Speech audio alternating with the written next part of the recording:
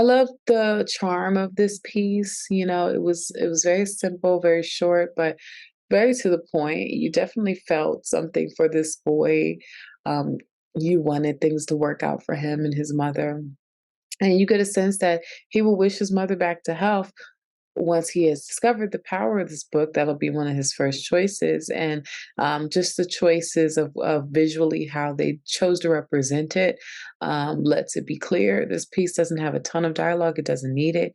It clearly showcases what it wants us to see with it in a very clear way without needing to overpower with a ton of dialogue. Had a really great approach to the music. I thought, in particular, there's no dialogue in the piece, I believe, and I thought that the piece worked well with carrying the narrative through other aspects like the editing and the pacing and a lot of the cinematic approaches. I thought matched the sort of magical surrealism, magical realism probably is the more accurate term at the core of the piece. Obviously, he's a young boy dealing with his mother's sickness, and I think that there is an interesting idea about how young people in particular might gravitate towards fantasy or towards creativity or imagination in times in which they're feeling a lot of pressure or a lot of trauma and turmoil. And I thought a lot of the ideas at the heart of the piece sort of reflected that in a way that I thought was effective. From the beginning, I really liked the establishing shots. I really liked the cinematography of it all. I liked the importance of the shots that were used in the beginning to basically establish story without having to reveal too much or for even the main character to say anything. So I thought that was really cool, especially when it hones in on the shot of his sick mother, so you know that that's what's going on in his life. I loved the lighting.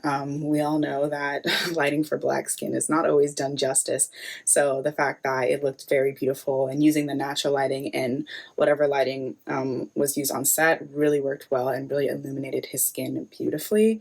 And also in the contrast of like when he's in the lighthouse or when he's in the tree house, it's like bright and this aura of fantasy is there, whereas opposed to when he's with his mom and he's in kind of like that depressive state of like having to come back to reality of like what's really going on in his life, which I think was kind of the perfect metaphor for this film and how he's just kind of using his imagination to dissociate from what's really going on in his life, and sometimes you need a little bit of that, especially as a kid. It's a lot to go through. And I thought it was just beautifully done. I really like the use of the book to kind of like write down what he wishes he could have and all the things that he wants. The thing that stood out the most for me was uh, the prop design. A lot of the props and effects that they did with them were very impressive to look at. And the story was very sweet, where this young boy finds a book that can potentially make whatever he writes in it come to life.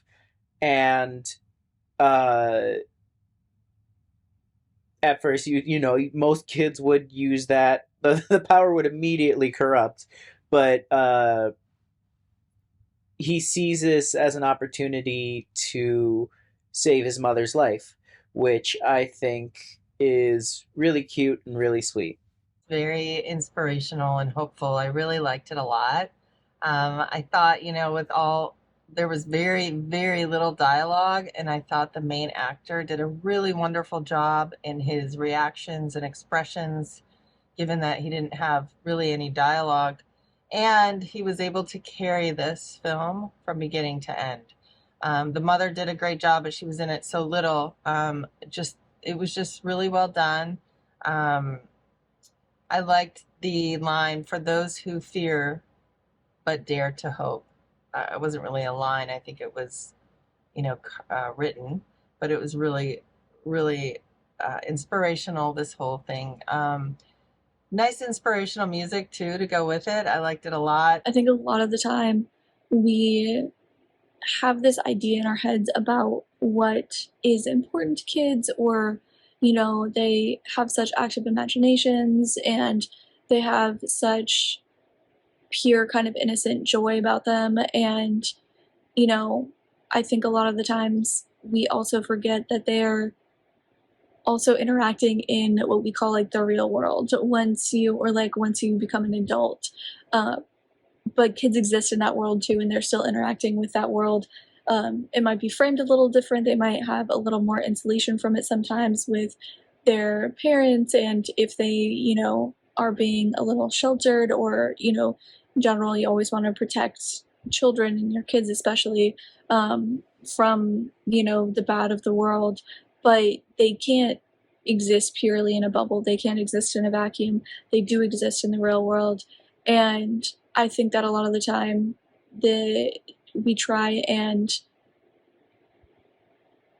think about childhood and think about kids and think about the innocence of all of that does exist in a vacuum, because I think that that's what, as adults and as parents, people kind of would strive to have for their kids, for them to not know the struggles of, the real world, not know the, not be touched by tragedy and things like that when they were so young. These kind of hardships don't touch them, but that's not the real world, and that they cannot exist in a vacuum like that.